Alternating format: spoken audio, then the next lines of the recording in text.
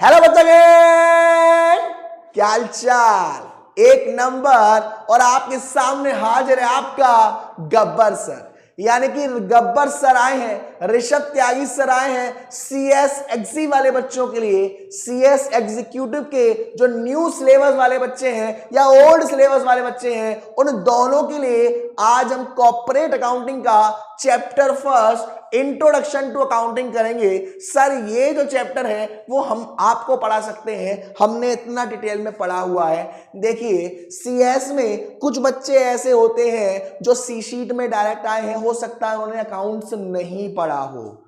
कुछ ऐसे भी बच्चे होते हैं जिन्हें अकाउंट्स से डर लगता था इसलिए आ गए हैं, और कुछ ऐसे बच्चे होते हैं जिन्हें किसी के बाप से डर नहीं लगता है और वो अपना मैदान फतेह करेंगे। तो चलिए बिना किसी रुकावट के आज हम स्टार्ट करेंगे आपका इंट्रोडक्शन टू अकाउंटिंग, और वो भी कॉर्पोरेट का। ठीक है, अकाउंटिंग का मतलब क्या होता है सबसे पहले ये जानेंगे, और ये है हमारा कॉर्पोरेट अकाउंटिंग। आपको याद होगा कि हमारे अकाउंट्स की अलग अलग ब्रांचेस होती हैं। फाइनेंशियल अकाउंटिंग होता है, कॉर्पोरेट अकाउंटिंग होता है ना, टैक्स अकाउंटिंग होता है, सोशल रेस्पॉन्सिबिलिटी अकाउंटिंग होता है। बहुत सारे अकाउंटिंग है जो आपको इस सीएस के फील्ड में पढ़ने को मिलेंगे, इसीलिए कि आप जानो कि ये कहानी शुरू कहां से हुई है वो बताने के लिए आपके कोर्स में इस चैप्टर को रखा गया है। ठीक है ना, ठीक है कि नहीं ठीक है। चलिए तो यहां पर पहला स्टेप है इंट्रोडक्शन, कि क्या होता है भाई, क्या होता है बताओ क्या होता है। कि भाई बिजनेस एक इकोनॉमिक एक्टिविटी है। बिजनेस हमारी क्या है कि सर बिजनेस हमारी एक इकोनॉमिक एक्टिविटी है। अब इकोनॉमिक एक्टिविटी का मतलब क्या होता है? इकोनॉमिक एक्टिविटी का मतलब होता है वो सारे काम जो इसलिए करे जा रहे हैं कि आप पैसा कमा सको। वो सारी एक्टिविटी जो इसलिए करी जा रही है कि आप पैसा कमाओ, उस एक्टिविटी को क्या कहते हैं? Economic activity. आपका मोटिव है कि आप पैसा कमाओ। आपने किसी को व्हाट्सएप पर मैसेज किया और डिलीट फॉर एवरीवन कर दिया, क्या ये इकोनॉमिक एक्टिविटी है? नहीं है सर। आपने किसी का गेट भगाया और भाग गए, किसी का गेट बजा के भाग गए, क्या ये इकोनॉमिक एक्टिविटी है? नहीं है सर, ये हमारी नॉन इकोनॉमिक एक्टिविटी है। तो ऐसी एक्टिविटी जहां पर आप पैसा कमा रहे हो, स्कूल में टीचर पढ़ा रहा है, हॉस्पिटल में डॉक्टर काम कर रहा है, ये सारी हमारी इकोनॉमिक एक्टिविटी है। और बिजनेस भी हमारी एक इकोनॉमिक एक्टिविटी है। तो हर बिजनेसमैन जानना चाहता है भाई कि मैं इस साल कितना पैसा कमा रहा हूं, मैं इस साल प्रॉफिट में हूं या लॉस में हूं। मान के चलते हैं कि महेश, ये महेश वो वाला नहीं है जो आप समझो, महेश एक बिजनेसमैन है और महेश की एक गर्लफ्रेंड है, उसका नाम रख लेते हैं हम, ममता तो खैर नहीं रखेंगे, हम रख लेते हैं सुनीता। तो महेश की गर्लफ्रेंड का नाम सुनीता है और सुनीता ने कहा कि बेबी मेरे बर्थडे पर क्या दिलवाओगे।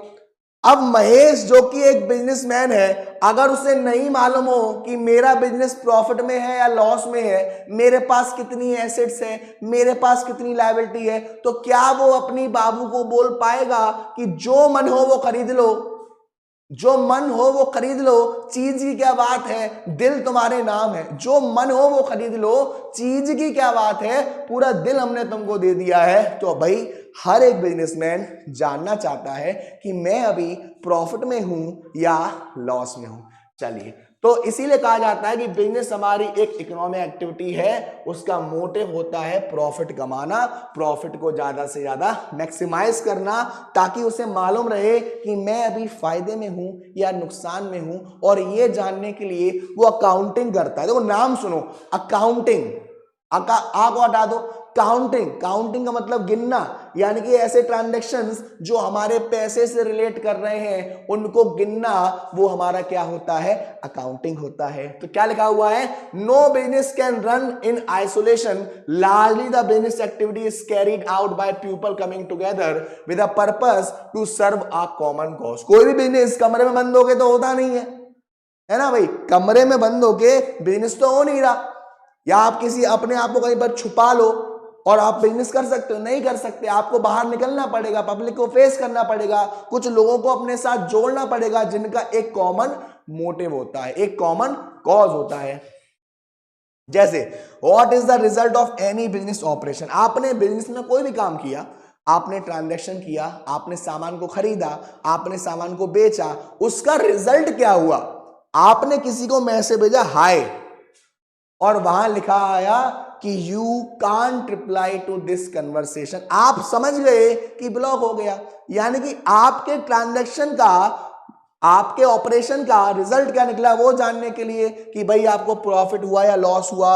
What is the position of the resource acquired and used for the business purpose. जो आपने रिसोर्सेज लगाए थे, पैसा लगाया था, लेबर लगाई थी, वो किस पोजीशन पर है, उनकी क्या वैल्यू है, उनकी क्या इमेज है, ये सभी जानने के लिए हम क्या करते हैं? अकाउंटिंग करते हैं। तो आपको डेफिनेशन में कहा जा रहा है कि अकाउंटिंग क्या है। देखो वर्ड में ध्यान दो, अकाउंटिंग, अकाउंटिंग में काउंटिंग लगा हुआ है, यानी कि हम ट्रांजैक्शंस को काउंट करते हैं पैसे में। किसमें? पैसे में। आपके वही ट्रांजैक्शन रिकॉर्ड करे जाएंगे जिसमें या तो पैसा आ रहा हो या पैसा जा रहा हो। ऐसे ट्रांजैक्शंस हम नहीं रिकॉर्ड करेंगे जिसमें पैसे का फ्लो नहीं है। तो अकाउंटिंग आपसे कह रहा है कि अकाउंटिंग एक आर्ट है। आर्ट का मतलब कला है। जैसे मैं अब गाना गाता हूं तो आसपास जितने भी गधे घोड़े हैं सब इकट्ठे हो जाते हैं। क्यों? क्योंकि मैं इतना ही बेहतरीन गाता हूं। ये मेरी एक कला है। अगर मान लो मैं भागते भागते बैक फ्लिप ट्राई करूं तो भाई साहब मुझे हॉस्पिटल में हो सकता है एडमिट होना पड़े।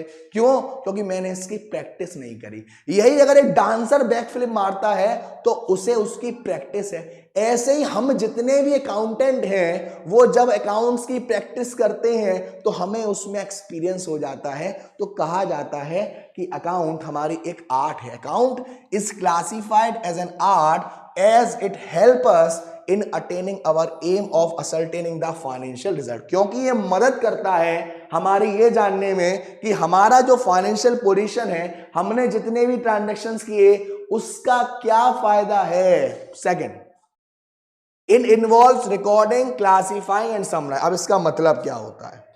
मान लीजिए मेरा एक ठेला है, ठीक? अरे सर क्या बात कर रहे हो, ठेला चला? अरे चला लेते हैं, कोई बात नहीं, कोई धंधा छोटा बड़ा नहीं होता। अब मान लीजिए मैंने एक ठेला या फिर एक खोखा खोला और उसमें मैं डेली के लेन देन कर रहा हूं, मैं सामान को बेच रहा हूं, मैं सामान को खरीद रहा हूं। डेली के मेरे मान लीजिए 20 ट्रांजैक्शंस हैं, तो 10 दिन के 200 ट्रांजैक्शंस हो गए, 20 दिन के 400 ट्रांजैक्शंस हो गए और पूरे महीने के 600 ट्रांजैक्शंस हो गए। अब कितना भी होशियार मैं क्यों ना हूं, क्या मैं ये ट्रांजैक्शन याद रख पाऊंगा? क्या मैं ये ट्रांजैक्शन रख पाऊंगा याद अगर मैं इसे कहीं पर लिख नहीं रहा हूं? मुझे उसे कहीं पर रिकॉर्ड करना पड़ेगा, कहीं पर लिखना पड़ेगा, ताकि उन ट्रांजैक्शंस को मैं एक सिस्टम में, क्योंकि यही तो हम कॉमर्स वालों का है सिस्टम। क्या है कॉमर्स वालों का सिस्टम? कि सबसे पहले आपको फाइनेंशियल ट्रांजैक्शंस का नेचर पता करना है कि ये जो ट्रांजैक्शन है वो फाइनेंशियल नेचर का है और हमारे बिजनेस से रिलेट कर रहा है। देखो दो चीजें, आपने 5,000 रुपए गाड़ी में खर्च किए क्योंकि आपके बाबू का बर्थडे था और आपने उसमें पार्टी दी, ठीक? क्या ये फाइनेंशियल ट्रांजैक्शंस है? हाँ सर फाइनेंशियल ट्रांजैक्शन तो है, लेकिन क्या ये आपके बिजनेस से रिलेट कर रहा है? नहीं सर बिजनेस से रिलेट तो नहीं कर रहा। आपने 5,000 रुपए खर्च किए उस गाड़ी को ठीक करवाने में जो आपकी कंपनीज के एम्प्लॉइयों को लाती थी और घर छोड़कर आती थी।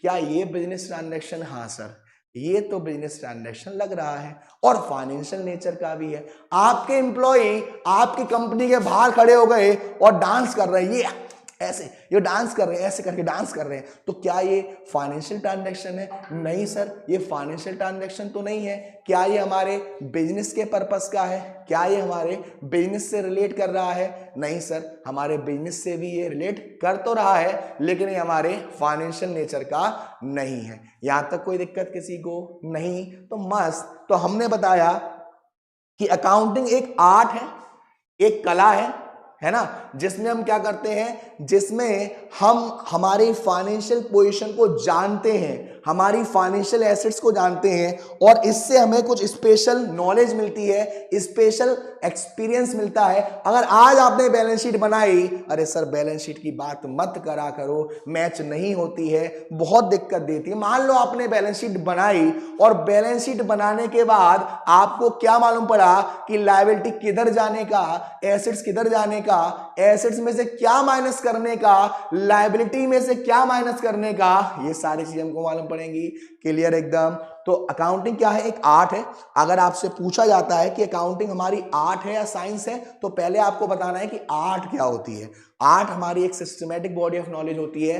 अगर आपको आर्ट्स के बारे में पढ़ना है तो उसके लिए बुक्स अवेलेबल है, और आपको अकाउंट्स के बारे में पढ़ना है तो बुक्स अवेलेबल है। इसमें हमारी एक पर्सनलाइज्ड एप्लीकेशन होती है। हर किसी के गाने का तरीका अलग होता है, कोई यूं करके गाता है, कोई यूं करके गाता है, कोई यूं करके गाता है। ऐसे ही हर अकाउंटेंट का कैलकुलेशन करने का तरीका अलग होता है, लेकिन होता अंत में सेम है। तो इसीलिए कहा जा रहा है अकाउंट हमारी एक आर्ट है। इसमें हम रिकॉर्ड करते हैं। मैंने क्या बताया, कौन से ट्रांजैक्शन रिकॉर्ड करेंगे सर, फाइनेंशियल नेचर के और बिजनेस के ट्रांजैक्शन को रिकॉर्ड करेंगे। लेकिन अगर मैं सारे ट्रांजैक्शंस को सिर्फ रिकॉर्ड कर लूं तो क्या मुझे मालूम पड़ रहा है कि मेरे को फायदा हो रहा है या नुकसान हो रहा है? नहीं सर, इसमें तो मालूम नहीं पड़ रहा। तो क्यों ना मैं हर ट्रांजैक्शन को एक अलग अलग अलग अलग अलग अलग अलग अलग अकाउंट में डाल दूं, ताकि मुझे मालूम रहे कि अच्छा इतने की परचेज, अच्छा इतने की सेल्स, अच्छा इतने खर्चे। क्यों? क्योंकि मेरे को उन ट्रांजैक्शंस को अलग अलग करना है। फॉर एग्जांपल, जब हम स्कूल में पढ़ते थे तो आपने देखा होगा सुबह प्रेयर होती थी। उस प्रेयर में हम प्रेयर करते थे, और बच्चा लोग सारे बॉयज दिल पे हाथ रख के बताएंगे कि आप बोलते थे कि all Indians are my brother and sister. लड़के लोग बताएंगे, मुझे मालूम है कि ब्रदर्स तो बोलते थे लेकिन सिस्टर में वो बीप कर देते थे कि ऑल ब्रदर्स आर डिंग डिंग डिंग डिंग। तो जब वो प्रेयर हो रही है तो चाहे हो एलकेजी, चाहे हो यूकेजी, चाहे फर्स्ट, चाहे सेकंड, सबको हमने ग्राउंड में इकट्ठा कर लिया। उसी को हम रिकॉर्डिंग करते हैं। रिकॉर्डिंग कहां होती है? जर्नल में होती है। ये काम हमारी बुक कीपिंग का होता है। यानी कि सारे ट्रांजैक्शंस जो पहली बार जिस किताब में रिकॉर्ड करे गए उसको हम क्या बोलते हैं? जर्नल बोलते हैं। ठीक। अब हमने क्या हुआ, प्रेयर हो रही है, सारे बच्चे चले गए। उसके बाद जब बच्चे क्लास में जा रहे हैं, फर्स्ट क्लास का बच्चा फर्स्ट क्लास में, सेकंड क्लास का बच्चा सेकंड क्लास में, एलकेजी का एलकेजी में, यूकेजी का यूकेजी में, इसको हम क्या बोलते हैं? क्लासीफाई बोलते हैं सर। हाँ, क्लासीफाई बोलते हैं। हमने हर ट्रांजैक्शन को अलग अलग कर दिया ताकि मुझे मालूम रहे कि राम के पास से कितना पैसा आना है, श्याम के पास से कितना पैसा जाना है, टोटल मेरे इस साल की परचेज कितनी है, नगद कितना बेचा है, उधार कितना बेचा है। उन सभी जानने के लिए मैं हर ट्रांजैक्शन को अलग अलग कर देता हूं। तो पहले हमने ट्रांजैक्शंस को पहले मेजर किया कि हाँ ये है वही दिल ने जिसे फाइनेंशियल कहा हमारे बिजनेस का, इसको करेंगे हम रिकॉर्ड, वो भी जर्नल में। वाह सर, क्या गाते हो, क्या गाते हो, बिल्कुल मतलब कानों में दर्द होने लगता है। तो हमने सबसे पहले ट्रांजैक्शंस को रिकॉर्ड किया जर्नल में, सारे ट्रांजैक्शंस को, फाइनेंशियल ट्रांजैक्शंस को, बिजनेस के पर्पस के। उसके बाद रिकॉर्डिंग के बाद हमने क्लासिफाई किया, हर ट्रांजैक्शन को अलग अलग अलग अलग अलग अकाउंट में डाल दिया। उसके लिए हम लेजर को फॉलो करते हैं। लेकिन सर अभी भी मुझे नहीं मालूम पड़ेगा कि प्रॉफिट हुआ या लॉस हुआ, मेरी फाइनेंशियल पोजीशन कैसी है, मेरी फाइनेंशियल एसेट्स कितनी है। इसके लिए मैं करूंगा समराइजिंग, जिसके लिए मैं profit and loss, trial balance, trading account, balance sheet बनाता हूं। बच्चे ये भी जानना चाहते हैं कि सर जर्नल हमें मालूम है, जर्नल में हम सारे बिजनेस के ट्रांजैक्शंस को रिकॉर्ड करते हैं। ठीक है, अब जितने भी बिजनेस के ट्रांजैक्शंस हैं उन हर ट्रांजैक्शन का एक अलग अकाउंट बनाते हैं और उससे रिलेटेड सारे ट्रांजैक्शन उस अकाउंट में डाल देते हैं लेजर। लेकिन सर ट्रायल बैलेंस तो हमने पढ़ा है कि ट्रायल बैलेंस में एक डेबिट साइड होती है और एक क्रेडिट साइड होती है, और दोनों का जो बैलेंस है वो बराबर आना चाहिए सर। तो हम ट्रायल बैलेंस क्यों बना रहे हैं? देखो, आपने डबल अकाउंटिंग सिस्टम पढ़ा था और उसमें हमने पढ़ा कि इसका अगर डेबिट है तो उसका क्रेडिट होगा, और इसका डेबिट नहीं है तो इसका भी क्रेडिट नहीं होगा, और इसका क्रेडिट है तो इसका डेबिट होगा। यानी कि अगर आपने किसी चीज को डेबिट किया है तो जाहिर सी बात है उसे कहीं ना कहीं क्रेडिट किया होगा। और अगर आपने किसी को क्रेडिट किया है तो उसने कहीं ना कहीं आपको डेबिट किया होगा। तो अगर मैं डेबिट साइड का टोटल करूं तो आपका क्रेडिट साइड के टोटल के बराबर आना चाहिए। तो ट्रायल बैलेंस आपको बताता है कि जो आपने लेजर बनाया है, जो आपने जर्नल करी है, वो सही है कि नहीं। अगर ट्रायल बैलेंस का बैलेंस मैच कर गया तो बच्चे डांस करते हैं ऐसे ऐसे डांस करते हैं कि भाई हमारा जो ट्रायल बैलेंस है वो मैच कर गया है, इसका मतलब लेजर हमने सही बनाया है, एंट्री एकदम मस्त करी है मक्खन की तरह। लेकिन अगर मैच नहीं करता तो हम सस्पेंस अकाउंट का इस्तेमाल करते हैं और फिर पता लगाते हैं कि गलती कहां हुई है और उस गलती को ढूंढकर बाद में हम सस्पेंस अकाउंट को हटा देते हैं। तो आपने क्या पढ़ा, अकाउंटिंग हमारी एक आर्ट है। अकाउंटिंग में हम डाटा को रिकॉर्ड करते हैं फाइनेंशियल नेचर का और उसको फिर क्लासिफाई करते हैं, देन हम उसको समराइज करते हैं। तो क्या लिखा हुआ है, recording means systematically writing down the transaction and event in accounts book soon after their occurrence, classifies the process of grouping transaction और entry, ठीक है ना। और उसके बाद तीसरा, it records transaction in terms of money. ये बता दिया मैंने बच्चों को कि इसमें जो ट्रांजैक्शंस हैं वो वही रिकॉर्ड करे जाएंगे जो हमारे पैसों से रिलेट कर रहे हैं, जिसमें हमारी पैसे की बात हो रही है। तो all transactions are recorded in terms of common measure money which increases the understanding of the state of affair. सारे ट्रांजैक्शंस हम रिकॉर्ड करेंगे जिसमें पैसा हो और वो कैसा हो, हमारे बिजनेस का हो, हमारा पैसा हो। क्लियर यहां तक? क्लियर यहां तक? कोई दिक्कत? कोई दिक्कत? चलिए, उसके बाद it records only those transaction event which are of financial character. Sir financial character और मनी में कुछ फर्क है क्या? क्या फाइनेंशियल ट्रांजैक्शंस या ये अलग अलग होते हैं क्या? नहीं सर। क्या है? फाइनेंशियल कैरेक्टर बताता है कि ये जो ट्रांजैक्शन है ये इसमें पैसा रिलेट कर रहा है, और मनी का मतलब है कि आप किसी को पैसे में मेजर कर सको। आपने 5 टेबल खरीदी, आपने 10 चेयर खरीदी, आपने 3 अलमीरा खरीदी। अगर आप इसको ऐसे लिखोगे तो आपको क्या मालूम पड़ रहा है कि आपने कितने का खरीदा था? सर 3 टेबल खरीदी, एक टेबल 50,000 की थी तो तीनों टेबल 1.5 लाख की थी। इससे हम कहते हैं मनी मेजरमेंट, और ये एक फाइनेंशियल नेचर का दिख रहा है, उसी को हम क्या करेंगे? रिकॉर्ड करेंगे। It is the art of interpreting the result of operation to determine the financial position of the enterprise यानी हमारे बिजनेस की, the progress it has been made, how well it's getting along। अब इससे हमें ये भी मालूम पड़ता है कि हमारी हालत अभी ठीक है या पिछली साल ठीक थी, या अभी ज्यादा ठीक है, पिछली साल उससे ज्यादा ठीक थी, क्योंकि हम उसमें क्या करते हैं? कंपेयर करते हैं, हम इंटरप्रिटेट करते हैं। हमारे जो यूजर्स होते हैं 2 टाइप में होते हैं, इंटरनल और एक्सटर्नल। जैसे कि एक तरफ है घर वाली, एक तरफ बाहर वाली, दोनों ही मारती हैं, दोनों ही मारती हैं। देखो लड़कों के साथ भी ऐसा होता है कि देखो अगर घर वालों को मारना होता है, पेरेंट्स को मारना होता है तो घर पर मार लेते हैं, टीचर्स को मारना होता है तो स्कूल में मार लेते हैं, और दोनों को मिलके मारना होता है तो वो पीटीएम रख लेते हैं। देखो क्या बात है, क्या बात है। तो ये हमने कुछ फीचर्स देखे। अब देखिए ऑब्जेक्ट क्या है अकाउंट। क्यों कर रहे हो? क्यों पढ़ा रहा हूं मैं? क्यों पढ़ा रहा हूं तुम्हें? ऑब्जेक्ट क्या है मेरा? ताकि आप एक बार जरूर बोल सको कि अब की बार 100 नंबर पार। सर ये क्या नया लोगो है? देखो बच्चों, आपने सोचा अगर मैं 90 लाऊंगा तो हो सकता है 1-2 नंबर कम हो जाए, 85 आ जाए, 86 आ जाए। लेकिन अगर आपने एक बार बोल दिया, आपने एक बार ठान लिया कि अब की बार 100 नंबर पार, तो अगर 100 नंबर पार की सोच रहे हो तो 100 नंबर तो आएंगे ही मेरी जान। तो इसीलिए एक बार सभी बच्चा मेरे साथ बोलेगा कि अब की बार 100 नंबर पार। चलिए, तो हमारा क्या ऑब्जेक्टिव है अकाउंट का? Providing information to the user for rational decision making. जो हमारे यूजर्स हैं वो हमारी कंपनी के अकाउंटिंग इंफॉर्मेशन से किसी डिसीजन पर पहुंचना चाहते हैं।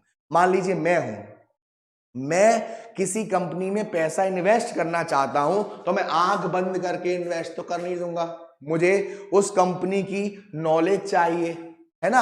और वही कौन देगा मुझे, अकाउंटिंग देगी। यानी कि the primary objective accounting is to provide useful information for decision making to stakeholders, जैसे कि ओनर्स हैं, मैनेजमेंट है, क्रेडिटर्स हैं, इन्वेस्टर्स हैं। तो ये दो पार्ट में हो गया। जो ओनर्स और मैनेजमेंट है वो हमारे इंटरनल यूजर्स हैं, और जो क्रेडिटर्स हैं, इन्वेस्टर्स हैं, ये हमारे एक्सटर्नल यूजर्स हैं। तो अब बच्चों को एक बार छोटी सी फॉर्म में रिमाइंड जरूर करेंगे। मान लीजिए आपने देखा होगा शादी, शादी तो देखी होगी सर, देखी भी है और हम करना भी चाहते हैं सर, बहुत मन है शादी करवा दो। नालायकों, चुपचाप से यहाँ फोकस करेंगे, शादी तो बाद में होगी। अब मान लो शादी होती है तो अगले दिन एक रस्म होती है ना, कौन सी, जिसमें लड़की जा रही होती है, विदाई हो रही होती है, और लड़की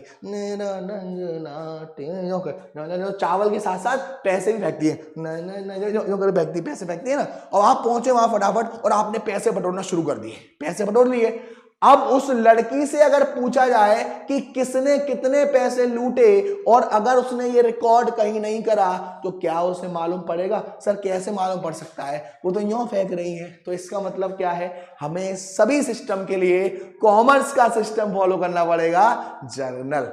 चलिए, तो यहां पर कह रहा है कि जितने भी हमारे यूजर्स होते हैं जो हमारी अकाउंटिंग इंफॉर्मेशन जानना चाहते हैं, हमारी कंपनी को फायदा हुआ लॉस हुआ ये जानना चाहते हैं, इसके लिए वो क्या करते हैं, अकाउंटिंग करते हैं सर। इसके लिए वो अकाउंटिंग करते हैं, ऑब्जेक्टिव है। उसके बाद जैसा मैंने कहा कि यही तो है हम कॉमर्स वालों का सिस्टम। क्या है, सिस्टमैटिक रिकॉर्डिंग ऑफ ट्रांजैक्शन। मतलब to ensure reliability and precision for the accounting measurement, it is necessary to keep a systematic record of all financial transactions of a business enterprises, which is ensured by bookkeeping. Reliability का मतलब है कि आपके पास कोई ऐसा सबूत हो जिस सबूत को देखकर आप कह सको, अच्छा तुम मेरी फ्रेंड से भी बात कर रहे थे, ये देखो स्क्रीनशॉट, ये देखो स्क्रीनशॉट उसने भेजा है। मतलब रिलायबिलिटी, एक सबूत, जिस सबूत पर डिपेंड होकर आप अपने फ्यूचर के बारे में डिसीजन ले सकते हो, जिस सबूत के ऊपर डिपेंड होकर आप ट्रांजैक्शंस को रिकॉर्ड कर सकते हो, वो हमें कौन प्रोवाइड करती है, अकाउंटिंग प्रोवाइड करती है। आगे बढ़ेंगे, ascertainment of result of above trans, जो भी आपने ट्रांजैक्शंस किया उससे आपको फायदा हुआ नुकसान हुआ, वो हम बनाते हैं प्रॉफिट एंड लॉस। और प्रॉफिट एंड लॉस बताता है कि एक पर्टिकुलर पीरियड के अंदर आपको फायदा हुआ है या नुकसान हुआ है। बिजनेस की फाइनेंशियल पोजीशन बताता है, कितनी हमारे पास एसेट्स है, कितनी हमारे पास लायबिलिटी है। एसेट्स क्या होती है, हमारी प्रॉपर्टी होती है जिस पर हमारा हक है, जो हमारी है, यस। लायबिलिटी जो हमें दूसरों को ऑब्लिगेशन देना है, दूसरों की जिम्मेदारी है, दूसरों का पैसा है, वो लायबिलिटी है। तो कितनी एसेट्स है आपके पास, कितनी लायबिलिटी है, ये भी आपको कौन बताएगा, अकाउंटिंग बताएगी। To know the solvency position, मतलब आपने किसी को 50,000 रुपए दिए, आपने कहा रख ले बाद में दे दियो, आप उसे 50,000 रुपए जमी दोगे जब आपको मालूम है कि सामने वाला पर्सन सॉल्वेंट है, ये पैसा मुझे वापस दे सकता है, पेमेंट करने की क्षमता रखता है, और अपनी भाषा में उसे कहते हैं औकात। तो कोई सामने वाला पर्सन इतना सक्षम है कि आपने जो पैसा दिया है वो रिकवर कर लेगा, वो आपको वापस कर देगा। और ये कौन बताता है, अकाउंटिंग बताती है। आपकी अकाउंटिंग पोजीशन बताती है कि देखो इन्हें ये है लाखों की बूंदे। अब आप सॉल्वेंट हो, ये आपकी अकाउंटिंग इंफॉर्मेशन बता रही है कि भाई साहब इनका तो लाखों में टर्नओवर है, करोड़ों में टर्नओवर है, इन्हें पैसा आप दे सकते हो, क्योंकि ये अकाउंटिंग इंफॉर्मेशन आपसे कह रही है। चलिए आगे बढ़े, फंक्शंस क्या है अकाउंटिंग के, फंक्शंस क्या है। सबसे पहले मेजरमेंट करती है accounting, measure past performance of a business entity and depicts its current financial position. पिछली हमारे जो भी ट्रांजैक्शंस हैं, जो भी परफॉर्मेंस है, उसको मेजर करती है, और मेजर करने के साथ साथ आपको यह बताती है कि आपको फायदा हुआ या नुकसान हुआ। अभी आपकी फाइनेंशियल पोजीशन कैसी है, पहले आपकी फाइनेंशियल पोजीशन कैसी थी, उन सब के बारे में बताती है। फोरकास्टिंग, इनके रिजल्ट से आप फ्यूचर के बारे में सोच सकते हो। अगर आप ज्यादा पैसा कमा रहे हो तो आप सोच रहे हो कि यार अच्छे लड़की से शादी होगी, करोड़ों रुपए कमाऊंगा, 3-4 और शादी कर लूंगा। तो फोरकास्टिंग का मतलब क्या है कि जिस डिसीजन पर आप जाना चाह रहे हो फ्यूचर के लिए, वो आपको अकाउंटिंग बताती है। अकाउंटिंग इंफॉर्मेशन को देखकर आप भविष्य के बारे में सोच सकते हो कि यार हमारे पास ज्यादा पैसा है, हम और अच्छे एम्प्लॉय हायर कर सकते हैं, या पैसा नहीं है, हो सकता है हमें कुछ बेचारे एम्प्लॉयों को निकालना पड़े। डिसीजन मेकिंग, किसी ना किसी डिसीजन पर आ सकते हो, आप कंपेयर कर सकते हो कि आपका जो अभी का रिजल्ट है वो सही है या पिछला रिजल्ट सही था। इवेलुएट कर सकते हो कि अभी जो सही हुआ उसका रीजन क्या है और पहले जो सही हुआ था उसका रीजन क्या है। कंट्रोल कर सकते हो अपने बिजनेस को, अगर आपको मालूम पड़ गया कि ये हमारी वीकनेस है उसको ठीक कर सकते हो। और गवर्नमेंट के रूल्स एंड रेगुलेशन जो होते हैं, जो टैक्सेस होते हैं, जिस लॉ के अंडर आप अपने बिजनेस को कर रहे हो, लाइक कंपनीज एक्ट के अंदर कर रहे हो, है ना, या पार्टनरशिप एक्ट के अंदर कर रहे हो, तो इनके सारे के सारे प्रोविजंस भी आपको मानने पड़ते हैं और ये हमारे अकाउंटिंग का एक फंक्शन है। अब बुक कीपिंग और अकाउंटिंग मतलब सर आप ट्रांजैक्शंस को रिकॉर्ड करोगे जर्नल में? हाँ सर रिकॉर्ड करेंगे सर। आप ट्रांजैक्शंस को अलग अलग अकाउंट में डाल दोगे, क्लासिफाई करोगे? हाँ सर। लेकिन ये काम किसका है? ये काम है बुक कीपिंग का। यानी कि जो ट्रांजैक्शंस हम रिकॉर्ड करते हैं उसे हम कहते हैं बुक कीपिंग। जो ट्रांजैक्शंस हम क्लासिफाई करते हैं उसे भी हम कहते हैं बुक कीपिंग। और क्लासिफाई के बाद जब समराइज करते हैं ट्रायल बैलेंस में और देखते हैं कि डेबिट सही है या क्रेडिट सही है और दोनों अगर मैच कर गए तो आप ऐसे जिधर चला मैं उधर चला, मेरा बैलेंस मैच कर गया। इसका मतलब क्या है कि लेजर जो आपने बनाया है वो एकदम है सही और आप नाचोगे वहीं के वहीं।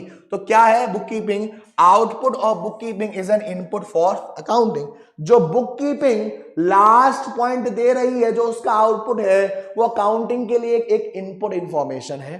तो output of accounting permits inform judgement and decision by the user of accounting information. जो भी हमारे यूजर हैं, चाहे वो इंटरनल यूजर हो चाहे वो एक्सटर्नल यूजर हो, उनको जानकारी दे रही है कि देखो जरा देखो इन्हें प्रॉफिट हुआ है या लॉस हुआ है, इनको पैसा है मिला है, तुमको पैसा लगाना है तो लगा लो। यानी यूजर्स को बताती है कि भाई देखो ऐसा है, जो भी बिजनेस है ऐसा है, तुम देख लो, अगर अच्छा लग रहा है तो बिजनेस में पैसा लगाओ, नहीं लग रहा तो जाओ भाड़ में जाओ, मत लगाओ।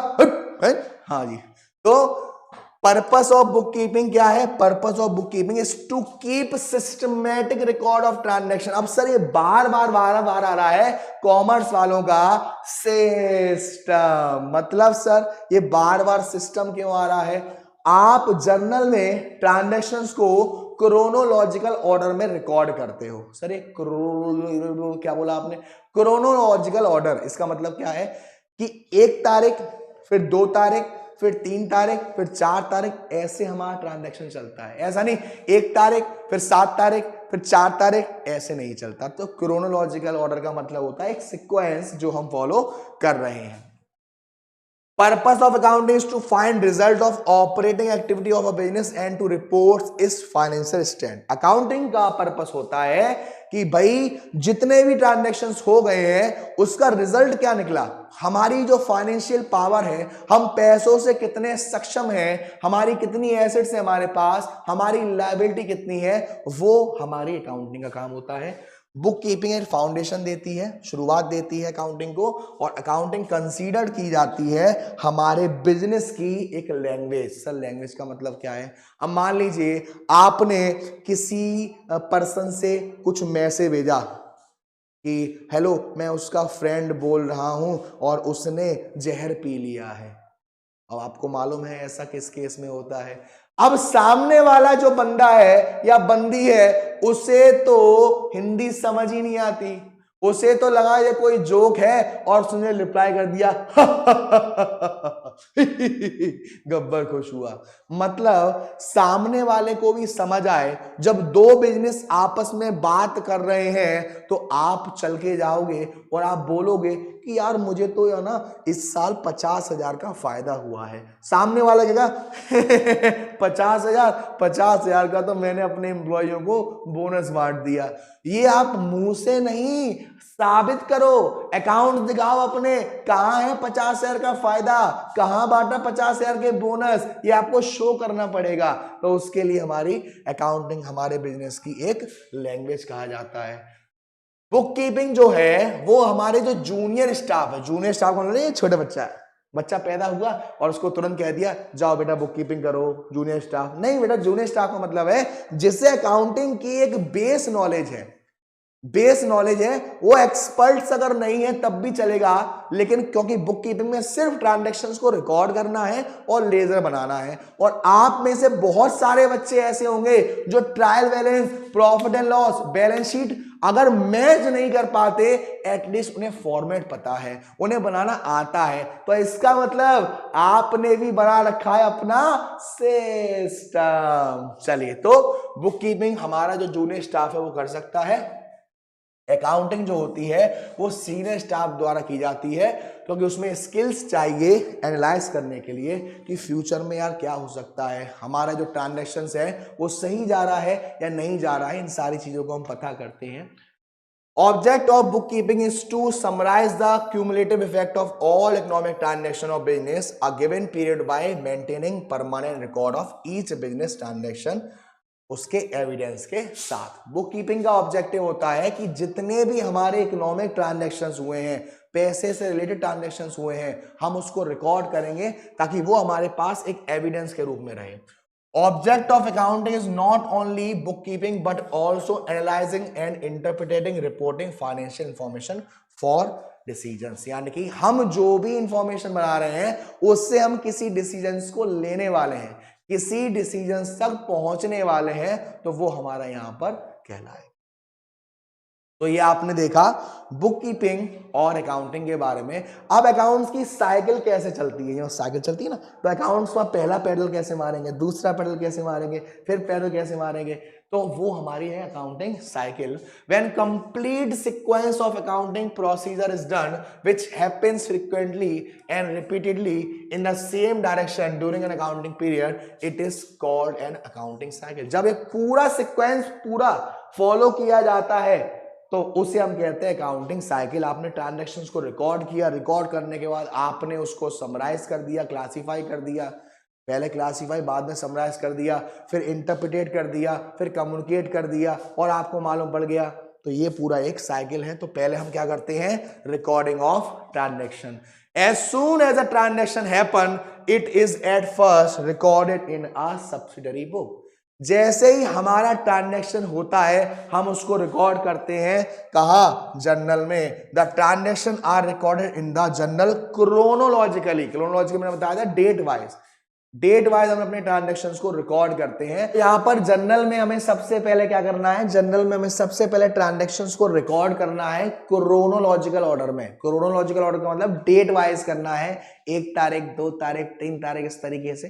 तो पहले हमने ट्रांजैक्शंस को रिकॉर्ड किया, उसके बाद हमने लेजर बनाया, यानी जितने भी ट्रांजैक्शंस हमने जर्नल में करे थे उन सभी ट्रांजैक्शंस को हमने अलग अलग अकाउंट में पोस्ट कर दिए लेजर में, क्लासिफाइड मैनर में। फिर हमने ट्रायल बैलेंस बनाया जहां पे सारे डेबिट बैलेंस को लिखा और सारे क्रेडिट बैलेंस को लिखा, और डेबिट और क्रेडिट साइड दोनों बराबर हो गई, तो इसका मतलब कि मेहनत सफल हो गई। यहां तक कि लेजर जो बनाया है वो बिल्कुल ठीक बनाया है। उसके बाद आप करते हैं adjustment entry. All the adjustment entry are to be recorded properly and adjusted accordingly before preparing financial. यानी कि पैसा लगाया या पैसा रुका हुआ है या पैसा एडवांस में आ गया, उन सारी एंट्री को करने के बाद, ट्रायल बैलेंस को प्रिपेयर करने के बाद हम करते हैं क्लोजिंग एंट्री।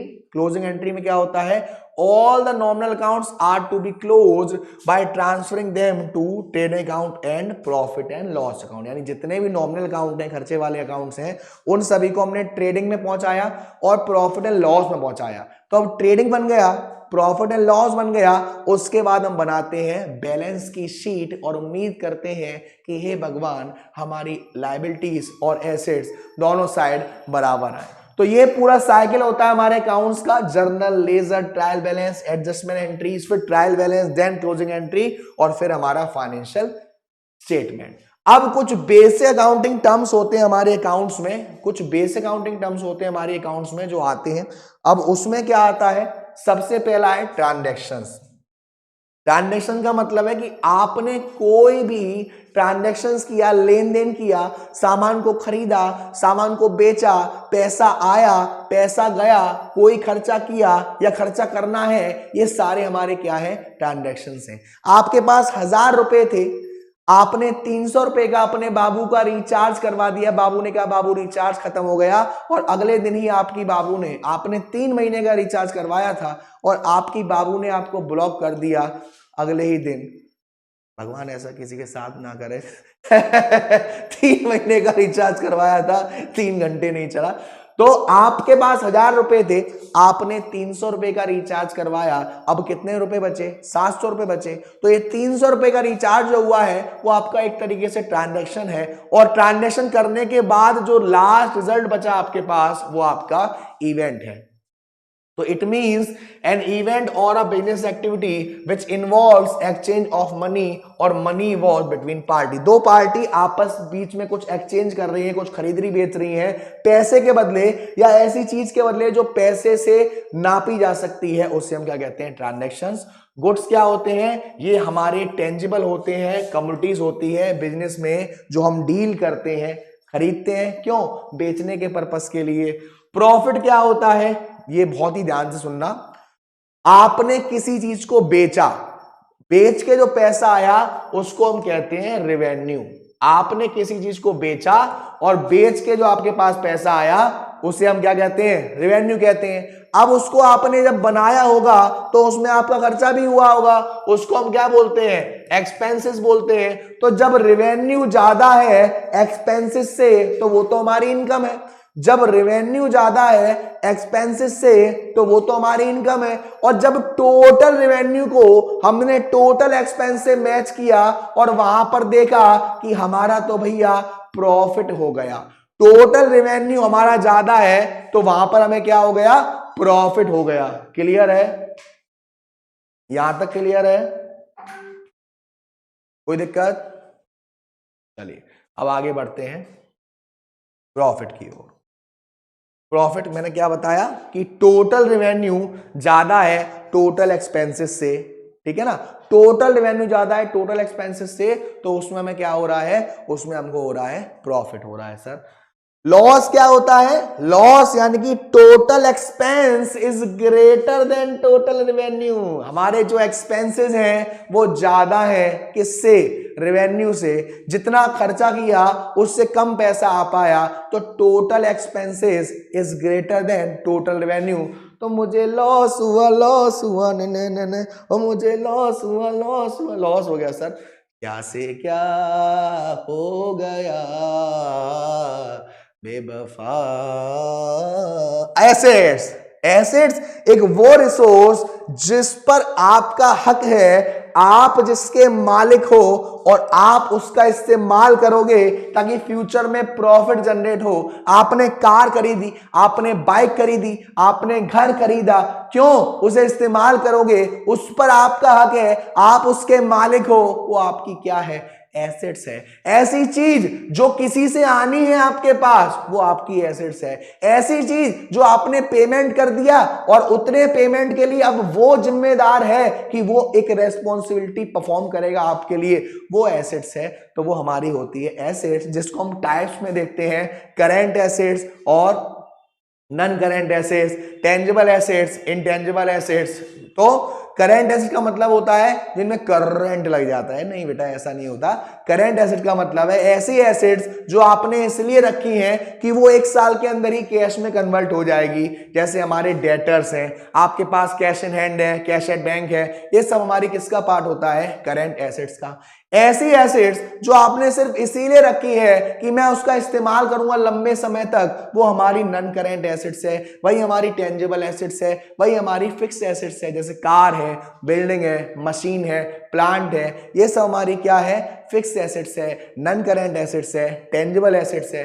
और इंटेंजिबल एसेट्स सर ऐसी एसेट्स जिसे आप छू नहीं सकते, देख नहीं सकते, फील कर सकते हो, जैसे कि गुडविल, आपकी रेपुटेशन, इज्जत, क्या है, दौलत है, शौहरत है, इज्जत है, गुडविल है, पेटेंट्स है, ट्रेडमार्क है, कॉपीराइट है, ये आपकी एक इंटेंजिबल एसेट्स का पार्ट है। तो फिर आपको वही दे रखा है कि assets can be tangible and intangible. Assets आपकी टेंजिबल भी हो सकती है, इंटेंजिबल भी हो सकते हैं। टेंजिबल एसेट जिसको आप छू सकते हो, देख सकते हो, और इंटेंजिबल एसेट जिसे आप छू नहीं सकते, देख नहीं सकते। करंट एसेट्स क्या होती है? करंट एसेट्स हमारी होती है अगर वो ये सारी कंडीशन सेटिस्फाई कर दे। It is expected to be realized or is intended for sale or consumption in the company normal operating cycle। एक साल के अंदर उसको बेचने के लिए रखा गया है या उसको आप इजीली कैश में कन्वर्ट कर सकते हो। It is held primarily for the purpose of being traded। ये रखी इसीलिए ताकि हम इसको बेचकर पैसा आएगा हमारे पास। It is due to be realized within 12 months after the reporting date। और वो या तो कैश है या कैश इक्विवेलेंट है, वो हमारी क्या है, करंट एसेट्स का पार्ट। और नॉन करेंट्स क्या होती है? All other assets are classified non current assets. Example machinery held for long term. लंबे समय के लिए जितनी भी हमारे पास एसेट्स हैं, लंबे समय के लिए जितनी भी हमारे पास एसेट्स हैं, वो सभी हमारा क्या है, नॉन करेंट एसेट्स का पार्ट है। तो यहां तक कोई दिक्कत किसी को? क्लियर? चलिए, जैसे कि लायबिलिटी। लायबिलिटी क्या होता है? It is an obligation of financial nature to be settled at a future date. It represent amount of money that the business owns to the other parties. Liability का मतलब होता है एक ऑब्लिगेशन, एक जिम्मेदारी जो आपको दूसरे पर्सन के लिए, जो आपको दूसरे पार्टी के लिए करना है। आपने किसी से पैसा उधार लिया, किसी ने आपको पैसा दिया कि भाई साहब ये एडवांस में पैसा है, रख लो, तो आपकी जिम्मेदारी बनती है उसको वहां तक की ऑब्लिगेशन परफॉर्म करने की। लायबिलिटी आपकी करेंट भी हो सकती है और नॉन करेंट भी हो सकती है। ऐसी लायबिलिटी जो आपको 1 साल के अंदर चुकानी पड़ेगी, वो आपकी करेंट लायबिलिटी है। ऐसी लायबिलिटी जो लंबे समय तक चलेगी, 3 साल, 5 साल, 10 साल, तो वो हमारी नॉन करेंट लायबिलिटी का पार्ट हो जाता है। तो करंट लायबिलिटी सेम है, जो हमारी ये सारी कंडीशन सेटिस्फाई कर सकती है कि कंपनी को हमारे नॉर्मल अकाउंटिंग साइकिल के अंदर उसको क्या करना पड़ेगा, पेड करना पड़ेगा। पर्पस है हमारा, उसके बाद इसको हम 12 महीने के अंदर, यानी कि 1 साल के अंदर पेमेंट कर देंगे। फिर होता है हमारा नॉन करंट लायबिलिटी, जिसके 2 पार्ट हैं, इंटरनल लायबिलिटी और कंटिंजेंट लायबिलिटी और एक्सटर्नल लायबिलिटी। इंटरनल लायबिलिटी आपको मैं बता दूं कि मालिक पैसा लगा रहा था बिजनेस में, जिसको हम नाम दे रहे थे कैपिटल, और बिजनेस में एक प्रिंसिपल लगता है बिजनेस एंटिटी कंसेप्ट, जहां पर दोनों को अलग अलग रखा जाता है, ओनर को अलग और बिजनेस को अलग। तो मालिक ने पैसा तो लगाया बिजनेस में, जिसको हम क्या नाम दे रहे हैं, कैपिटल, लेकिन ये कैपिटल जो बिजनेस है हमारा, वो एक लायबिलिटी के रूप में मानता है इंटरनल लायबिलिटी। तो जो भी उससे रिलेट पैसा करता है, हमारे रिजर्व एंड सरप्लस है, हमारा प्रॉफिट है, ये सभी हमारी क्या है, एक इंटरनल लायबिलिटी की तरह देखी जाती है। दीज रिप्रेजेंट प्रोप्राइटर्स इक्विटी, मालिक की जो चीजें हैं, all those amount which are entitled to the proprietor, जो प्रोप्राइटर को मिलेगा, जैसे कि कैपिटल है, रिजर्व एंड सरप्लस है, अनडिस्ट्रीब्यूटेड प्रॉफिट है, ये सारी हमारी कंपनी के ऊपर एक इंटरनल लायबिलिटी है, कंपनी को मालिक को देना है। उसके बाद कंटिंजेंट लायबिलिटी, एक ऐसी लायबिलिटी जो किसी हैपनिंग पर, कुछ होने पर या ना होने पर डिपेंड है, कि अगर केस हार गए तो हमें पैसा देना पड़ेगा, केस नहीं हारे तो नहीं देना पड़ेगा, तो उसको हम फुटनोट में रिप्रेजेंट करते हैं हमारी बैलेंस शीट में।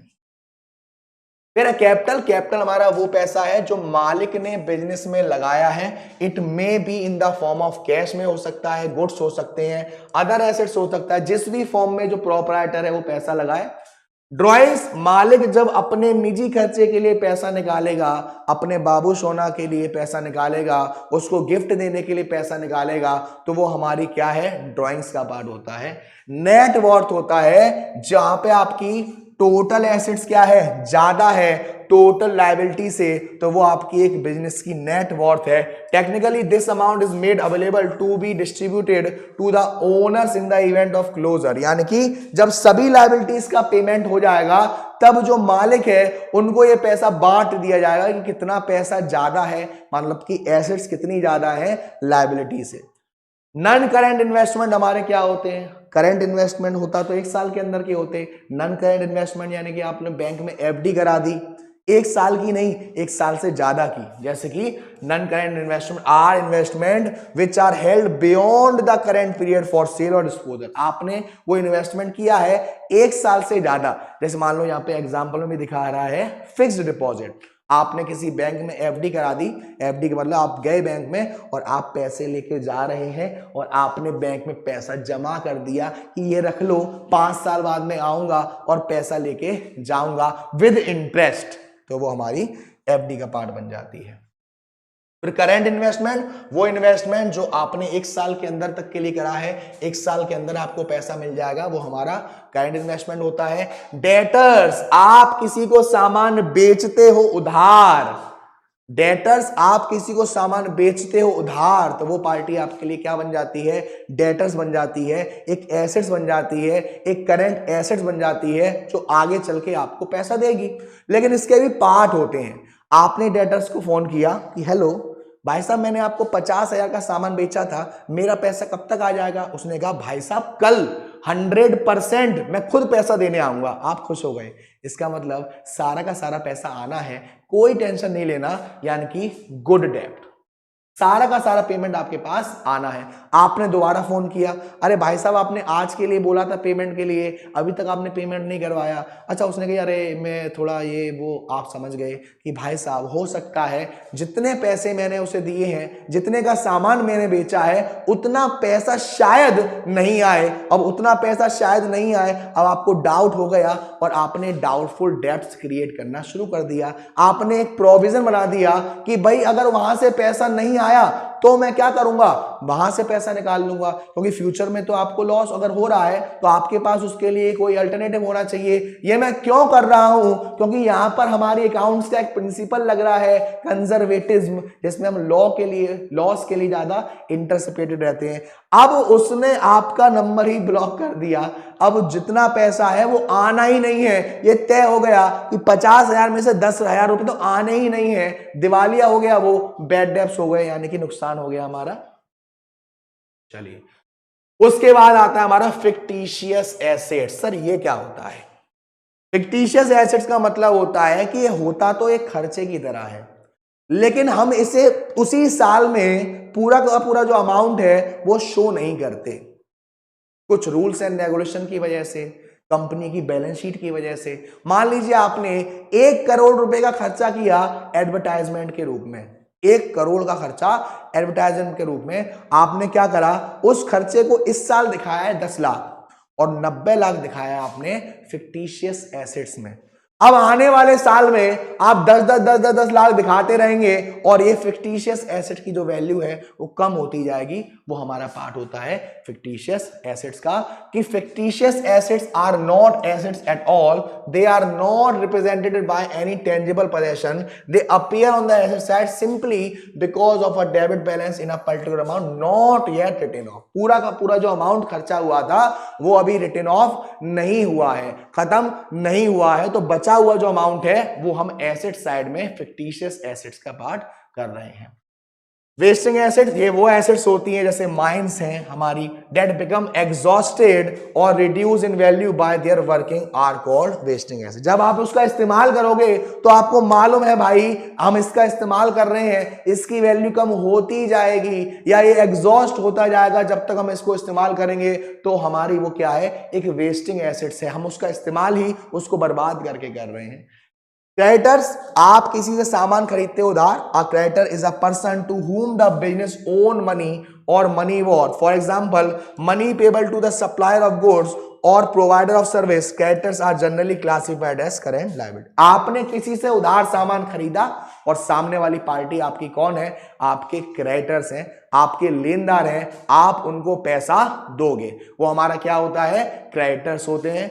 अब क्रेडिटर्स में क्या होता है? क्रेडिटर्स में जैसे कि हमारा मनी पेबल टू सप्लायर्स है, क्रेडिटर्स हमारी एक करंट लायबिलिटी होती है। क्या होती है? Current liability. यहां तक कोई दिक्कत? चलिए, यहां तक कोई दिक्कत? चलो ओके। Okay okay okay. तो कैपिटल एक्सपेंडिचर हमारा क्या होता है? कैपिटल एक्सपेंडिचर हमारा वो खर्चा होता है जो हम एक बार कर दिया तो आपको उसका जो बेनिफिट है वो लंबे समय तक मिलेगा, बार बार मिलेगा। ऐसा खर्चा जो आपने किया और उसका जो बेनिफिट है वो 1 साल से ज्यादा तक मिलेगा। ऐसा खर्चा जिसको करने से आपके बिजनेस की एसेट्स और लायबिलिटी पर फर्क पड़ेगा। ऐसा खर्चा जो नॉन रिकरिंग नेचर का है वो हमारी क्या है? Capital expenditure. शादी और आपका बाबू सोना, शादी का खर्चा जो एक बार हो गया, हाल फिलहाल तो नहीं होना है, उसका बेनिफिट आपको 1 साल से ज्यादा मिलता है। लेकिन जो बाबू सोना के खर्चे होते हैं आपको बार बार करने पड़ेंगे, ये आपके कैपिटल एक्सपेंडिचर का पार्ट नहीं है, ये आपके रेवेन्यू एक्सपेंडिचर का पार्ट है। तो क्या है capital expenditure? This represent expenditure incurred for the purpose of acquiring a fixed assets which is intended to be used over long term for earning profit। हमने किसी एसेट्स को खरीदने में जो खर्चा किया है वो हमारा एक कैपिटल एक्सपेंडिचर है। हम उसको इस्तेमाल करेंगे, लंबे समय तक इस्तेमाल करेंगे जब तक हम उससे प्रॉफिट को कवर कर सकते हैं। वो हमारा क्या है? Capital expenditure. और रेवेन्यू एक्सपेंडिचर क्या होता है? This represent expenditure incurred to earn revenue of the current period. The benefit of revenue expense get exhausted in the year occurrence. यानी कि इस साल जो आपने खर्चा किया आपको मैक्सिमम उसका बेनिफिट 1 साल तक ही मिलेगा, 1 साल तक ही मिलेगा। 1 साल बाद आपको वो खर्चा दोबारा करना पड़ेगा, या जरूरी नहीं 1 साल बाद करना पड़ेगा, 1 साल के अंदर दोबारा करना पड़ेगा। वो रिकरिंग नेचर का है, बार बार करना पड़ेगा। वो हमारा क्या है? Revenue expenditure. इस खर्चे से हमारी एसेट्स और लायबिलिटी पर कोई फर्क नहीं पड़ता है। Balance sheet, it is the statement of the financial position of the business entity on a particular date. एक पर्टिकुलर डेट पर, बेसिकली 31 मार्च पर, आपको मालूम है हमारा जो फाइनेंशियल ईयर है वो 1 अप्रैल को स्टार्ट होता है और 31 मार्च को खत्म होता है। तो इस तारीख को 31 मार्च को हमारे कंपनी की फाइनेंशियल पोजीशन क्या है, कितनी एसेट्स है हमारे पास, कितनी लायबिलिटीज है हमारे पास, ये बताती है कौन? हमारी बैलेंस शीट। उसके बाद प्रॉफिट एंड लॉस अकाउंट या income statement. This account shows the revenue earn by the business and the expense incurred by two earn that revenue. Profit and loss बताता है कि आपने जिस सामान को बेचा या आपने जो सर्विसेज दी उससे आपको कौन कौन सी इनकम आई और उसके लिए आपने कौन कौन से खर्चे किए, उस रेवेन्यू को कमाने के लिए आपने कौन कौन से खर्चे किए, वो हमारा प्रॉफिट एंड लॉस शो करता है। फिर हमारे 2 तरीके के डिस्काउंट है, एक हमारा ट्रेड डिस्काउंट है और एक हमारा कैश डिस्काउंट है।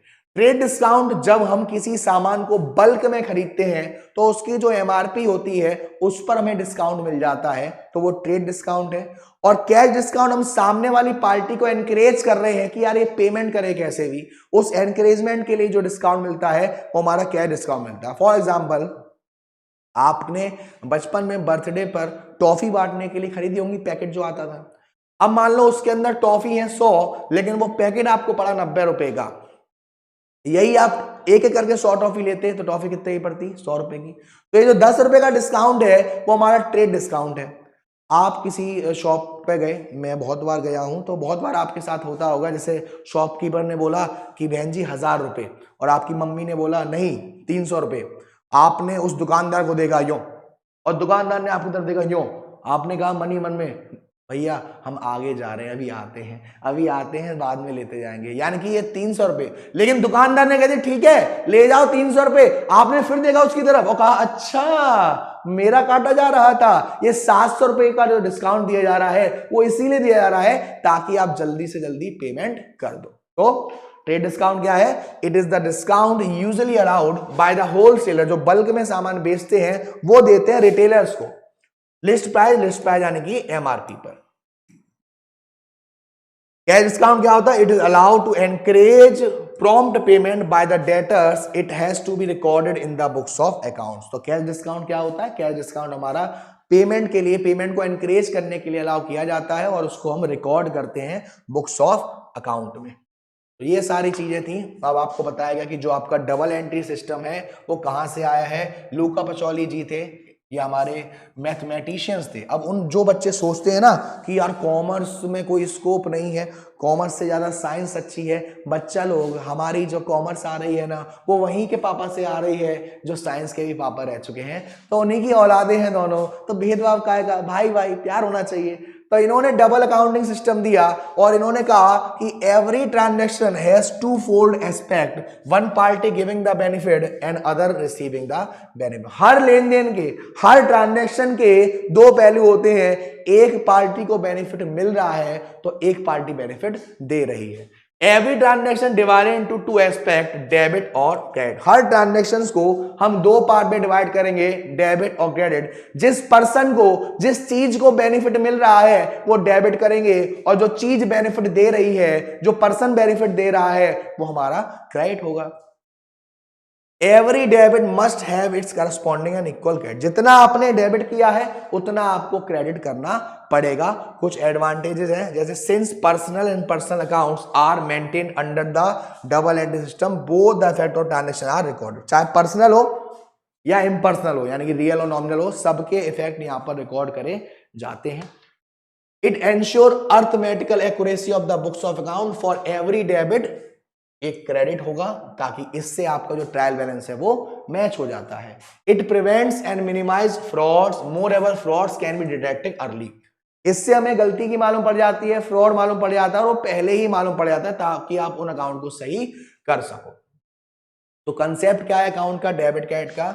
N account is defined as a summarised record of transaction related to a person और अ थिंग। मतलब कि अकाउंट एक ऐसी चीज है जिसमें हम किसी पर्सन का या किसी चीज का पूरा लेखा जोखा लिखते हैं। When the business deal with customers and suppliers, the customer and supplier will each to be a separate account. जब बिजनेस जो है वो अपने कस्टमर से डील कर रही है, अपने सप्लायर से डील कर रही है, अपने इन्वेस्टर से डील कर रही है, तो सबका अलग अलग अकाउंट बनाना पड़ेगा कि कितना पैसा कस्टमर से आना है, कितना पैसा इन्वेस्टर से आना है, कितना पैसा सप्लायर से आना है। The account is also related two things both tangible and intangible, चाहे वो टेंजिबल हो या इंटेंजिबल हो, आपको रिकॉर्ड करना पड़ेगा।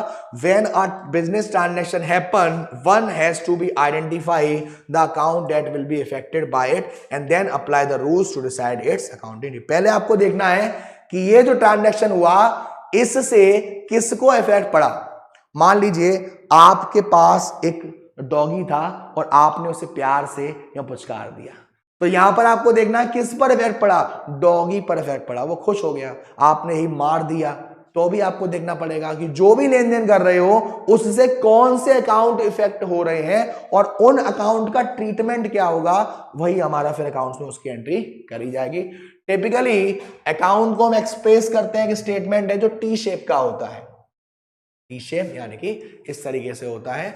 इट हैज टू साइड, जो हमारी लेफ्ट हैंड साइड है वो हमारी क्या होती है, डेबिट साइड, और जो राइट हैंड साइड होती है वो हमारी क्या होती है, क्रेडिट साइड। अब हम सीखते हैं कि हम इस अकाउंट में चीजें करते कैसे। देखो ये आपको दिख गया डेबिट साइड और credit side.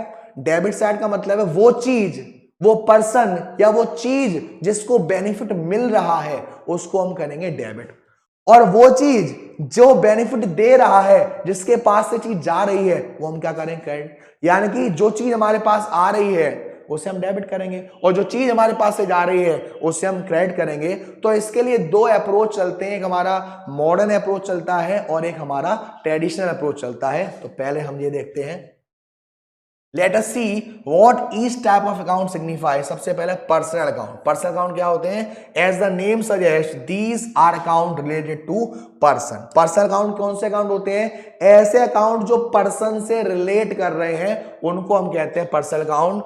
These person could be natural person like Suresh, Anil और रानी। नेचुरल पर्सन हो सकते हैं, आर्टिफिशियल पर्सन हो सकते हैं, रिप्रेजेंटेटिव हो सकते हैं। आर्टिफिशियल का मतलब क्या होता है, आर्टिफिशियल यानी कि जो बिजनेसमैन होते हैं, जो फर्म होती है, जो बिजनेस होते हैं, वो भी हमारे पर्सनल अकाउंट का पार्ट बन जाते हैं। हमारी सैलरी आउटस्टैंडिंग है, हमारा एक्सपेंस आउटस्टैंडिंग है, तो ये किसी ना किसी को रिप्रेजेंट कर रहा है, तो ये हमारा रिप्रेजेंटेटिव बन जाता है। तो ये सारे हमारे अकाउंट जो है वो किसका हिस्सा है, पर्सनल अकाउंट का हिस्सा है। अब पर्सनल अकाउंट में रूल क्या होता है, debit the receiver, credit the giver. जो चीज आपके पास आ रही है, जो पर्सन दे रहा है, डेबिट द रिसीवर और क्रेडिट द गिवर। जो पर्सन रिसीव कर रहा है बेनिफिट उसको डेबिट करेंगे और जो बेनिफिट दे रहा है उसको क्रेडिट करेंगे according to personal account rule. Real account क्या है? These are accounts related to assets और प्रॉपर्टीज और पोजेशन। वो सारी संपत्ति, वो सारी प्रॉपर्टी जो आपके बिजनेस की है उससे रिलेट करता है आपका रियल, चाहे वो टेंजिबल हो या इंटेंजिबल, चाहे वो करेंट हो या नॉन करेंट, चाहे वो फिक्स एसेट्स हो या ना हो, सारी एसेट्स को हमारा रियल अकाउंट डील करता है। क्या कार, क्या डेटर्स, क्या बिल्डिंग, क्या मशीन, है ना, क्या गुडविल, सभी हमारा किसका पार्ट है? रियल एसेट्स का पार्ट है। और इसका रूल होता है debit what comes in, credit what goes out. जो चीज आपके पास आ रही है उसको डेबिट कर दो और जो चीज आपके पास से जा रही है उसको क्रेडिट कर दो। आपने बाइक खरीदी नगद, बाइक आपके पास आ रही है, डेबिट कर दो, पैसा आपके पास से जा रहा है, क्रेडिट कर दो। वही हमारे रियल अकाउंट का रूल कहलाता है। फिर आपको यहां पर देखो एक और अप्रोच दे रखी है, ट्रेडिशनल अप्रोच। ट्रेडिशनल अप्रोच क्या कहती है? अभी आपने पर्सनल देखा, रियल देखा, एक नॉमिनल भी होता है। नॉमिनल हमारे सारे खर्चों को देखता है, सारे एक्सपेंसेस। उसमें हमारा क्या होता है rule? Debit all expense and losses. सारे खर्चों को, सारे नुकसान को हम डेबिट करेंगे और सारे फायदे और सारी इनकम को हम क्या करेंगे? क्रेडिट करेंगे। यानी debit all expense and losses, credit all income and gain, ये उसका रूल होता है। अब ये जो अप्रोच था वो तो आपका मॉडर्न अप्रोच था।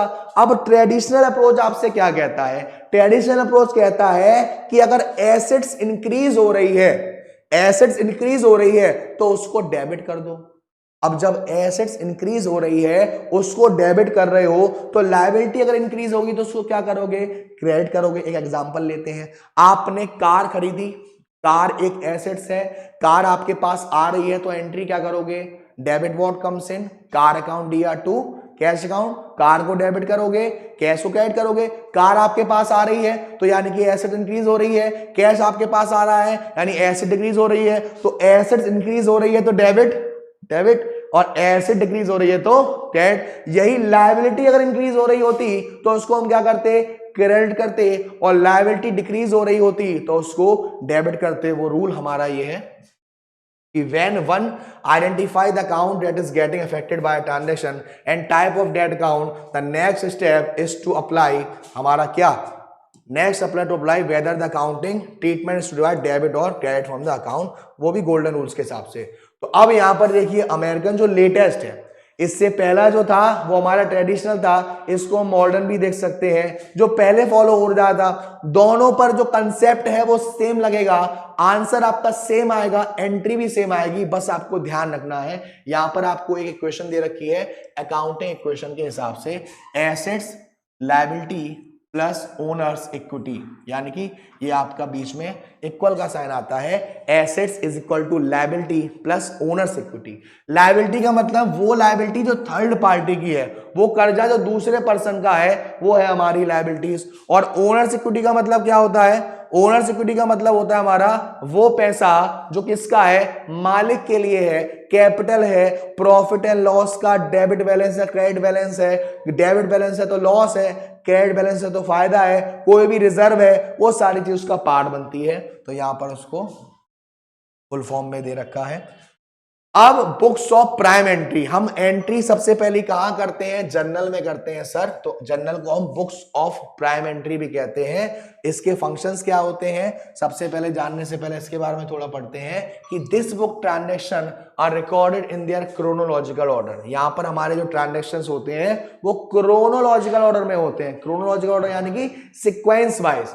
उसके बाद the process of recording transaction in a journal is called journalisation. हम जर्नल में ट्रांजैक्शंस को रिकॉर्ड करते हैं और इसको हम कहते हैं जर्नलाइजेशन। एंट्री जो मेड करी जाती है उसको हम कहते हैं जर्नल एंट्री।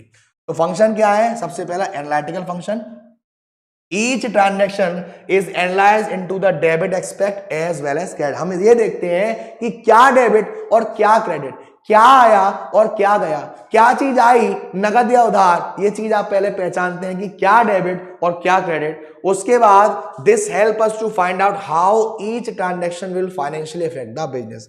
इससे आपको मालूम पड़ जाता है कि कैसे जो फाइनेंशियल ट्रांजैक्शन है, जो फाइनेंशियल एस्पेक्ट है, वो आपके बिजनेस को इफेक्ट करने वाला है। अब रिकॉर्डिंग कैसे करते हैं? Accountancy is a business language which helps to record the transaction based on the principle, यानी कि आप किस तरीके से ट्रांजेक्शंस को रिकॉर्ड करोगे, वहां पर आपका एक बेस बना रही है, और बेस बन गया ना तो बेबी को तो बेस ही पसंद है।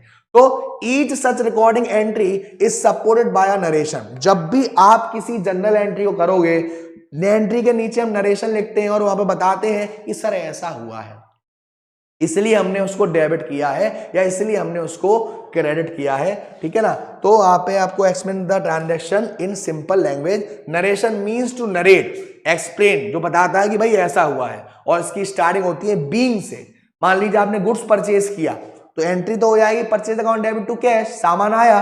और सामान आया क्यों? क्योंकि आप उसे बेचने के पर्पज से खरीद रहे हो, तो हम वहां पे परचेज लगाते हैं। सामान आया डेबिट होगा, पैसा गया क्रेडिट होगा, purchase account debit to cash account. अब उसका ऑर्डर क्या होना चाहिए? क्रोनोलॉजिकल ऑर्डर होना चाहिए, यानी कि डेट वाइज होनी चाहिए। इसके फायदे क्या है? ये हमारा क्रोनोलॉजिकल ऑर्डर में रिकॉर्ड करता है डे बाय डे। इसमें पॉसिबिलिटीज कम हो जाती हैं एरर्स होने की। नरेशन हेल्प करता है, एक्सप्लेन करता है कि हमने क्या ट्रांजैक्शन को रिकॉर्ड किया है। और जब जनरल के बाद लेजर बनता है तो वहां काफी ज्यादा उससे मदद मिलती है। Compound journal entry. Compound general से पहले मैं एक बार आपको जनरल का फॉर्मेट दिखाता हूं। देखिए इस तरीके से हमारा फॉर्मेट होता है। यहाँ पर हमारा LF होता है और यहाँ पर हमारे दो कॉलम होते हैं, DR का और CR का, ठीक है ना। आपका ऐसा पर्टिकुलर्स होता है, यहाँ पे आपका LF होता है लेजर फोलियो, ये अमाउंट डेबिट का और ये अमाउंट क्रेडिट का। उसके बाद आप क्या करते हो, ये जो पहला कॉलम होता है इसके सामने आप लिखते हो DR, और जो दूसरा कॉलम होता है उसके आगे 2 और खाली छोड़ देते हो। इसका अमाउंट यहाँ और इसका अमाउंट यहाँ। जो चीज आप डेबिट करोगे उसे आप यहाँ लिखोगे, और जो चीज आप क्रेडिट करोगे उसे आप यहां लिखोगे। अभी मैंने आपको बताया था परचेज गुड्स, तो परचेज गुड्स का मतलब क्या होता है? सामान आया तो purchase account debit to cash account. एक अमाउंट यहां एक अमाउंट यहां, दोनों साइड हमारी बराबर हो जाएंगी। अब कंपाउंड जनरल क्या होती है? कंपाउंड जनरल का मतलब होता है जहां पर एक ही तारीख को बहुत सारे ट्रांजैक्शंस हो, तो हम उन सारे ट्रांजैक्शन को सेम डेट में कर देते हैं, उसको हम बोलते हैं compound general. For a single transaction only one account is debited and one account is credited, लेकिन उसे हम तो कहते हैं सिंपल जनरल। लेकिन जब एक ही ट्रांजैक्शन हो, यानी कि एक ही तारीख में बहुत सारे ट्रांजैक्शन हो जाए, या फिर आप बहुत सारे एक्सपेंसेस पेड कर दो एक साथ, तो वहां पर हम एक कंबाइन एंट्री कर देते हैं, जिसको बोलते हैं कंपाउंड जनरल एंट्री। मान लो हमने सैलरी पेड करी, वेजेस पेड किया, कमीशन पेड किया सेम डेट में, तो इसके एंट्री हम ऐसे भी कर सकते हैं, salary account DR, wages account DR, commission account DR to cash. इसको हम कहते हैं हमारी compound journal entry. Subsidy book क्या होती है? हर ट्रांजैक्शन को स्पेसिफिक रिकॉर्ड करने के लिए, सिमिलर नेचर के ट्रांजैक्शन को रिकॉर्ड करने के लिए हम एक बुक बनाते हैं, जिसको हम बोलते हैं स्पेशल जर्नल, या उसको बोलते हैं डे बुक। ट्रांजैक्शन जैसे कि सारे कैश से रिलेटेड ट्रांजैक्शन या बैंक से रिलेटेड ट्रांजैक्शन के लिए हम कैश बुक बनाते हैं, और अगर बैंक भी है तो हम डबल कॉलम कैश बुक बना सकते हैं, ट्रिपल कॉलम कैश बुक बना सकते हैं। यानी ऐसे ट्रांजैक्शन जिसमें पैसा आ रहा है या पैसा जा रहा है, उसके लिए हम कौन सी बुक बनाएंगे? कैश बुक बनाएंगे। हमारे जो सामान है वो हमने उधार बेचे हैं, सामान जो है वो हमने उधार बेचे हैं, उसके लिए हम कौन सा बनाएंगे? परचेज बुक बनाएंगे। उसके बाद वहां पर खरीदे हैं तो परचेज बुक, यहां पे उधार बेचे हैं तो सेल्स बुक। सारे जो परचेज रिटर्न हो रहे हैं वो परचेज रिटर्न बुक में या रिटर्न आउटवर्ड में। आउटवर्ड का मतलब क्या होता है? आपने सामान को खरीदा, इसलिए सामान आपके पास से वापस जा रहा है, यानी आउटवर्ड सामान वापस जा रहा है। बिल्स रिसीवल के लिए, बिल रिसीवल क्या होता है? जो आप किसी को सामान बेचते हो उधार, आप बेच रहे हो तो आप एक बिल पर साइन करवा लेते हो। अगर आपको उस पर भरोसा नहीं है और वो जो साइन करा हुआ बिल आपके पास है वो बिल्स रिसीवेबल है, तो वो BR बुक में, और जिसने साइन किया जो आपको पैसा देगा वो BP में। और जो सारे ट्रांजैक्शन इनमें नहीं आ रहे, इनमें से किसी भी कैटेगरी में नहीं आ रहे, तो उनको हम जनरल प्रॉपर में रिकॉर्ड करते हैं। जैसे कि आपने किसी एसेट्स को परचेज किया या सेल किया, ठीक है ना, आपने किसी एक्सपेंसेस को रोका हुआ है, अभी मिला नहीं है, या आपने कोई रेक्टिफिकेशन एंट्री पास करी, किसी गलत चीज को सही करा, तो ये हमारा जनरल का टाइप होता है। फिर आपको दे रखा है कैश बुक और बैंक ट्रांजैक्शन। कैश बुक क्या होती है? कैश बुक एक स्पेशल जर्नल है जहां पर हम सारे जो कैश रिसीव्ट्स हैं और सारे जो कैश पेमेंट्स हैं उनको लिखते हैं। कैश बुक हमारी एक ओरिजिनल एंट्री है क्योंकि ट्रांजैक्शंस हमारा इसमें पहली बार रिकॉर्ड किया जाता है। कौन सा? कैश का। पैसा आया है, पैसा गया है, तो आपको उसे कैश बुक में रिकॉर्ड करना पड़ेगा, जिसके अलग अलग टाइप होते हैं। सिंगल कॉलम कैश बुक है, डबल कॉलम कैश बुक है, ट्रिपल कॉलम कैश बुक है, मल्टी कॉलम कैश बुक है और पेटी कैश बुक है। तो सबसे पहली बात करिए सिंगल कॉलम की। सिंगल कॉलम में सिर्फ आपको कैश का अकाउंट दिखेगा। Single column cash book has one amount column और each side all cash received are recorded on the debit side.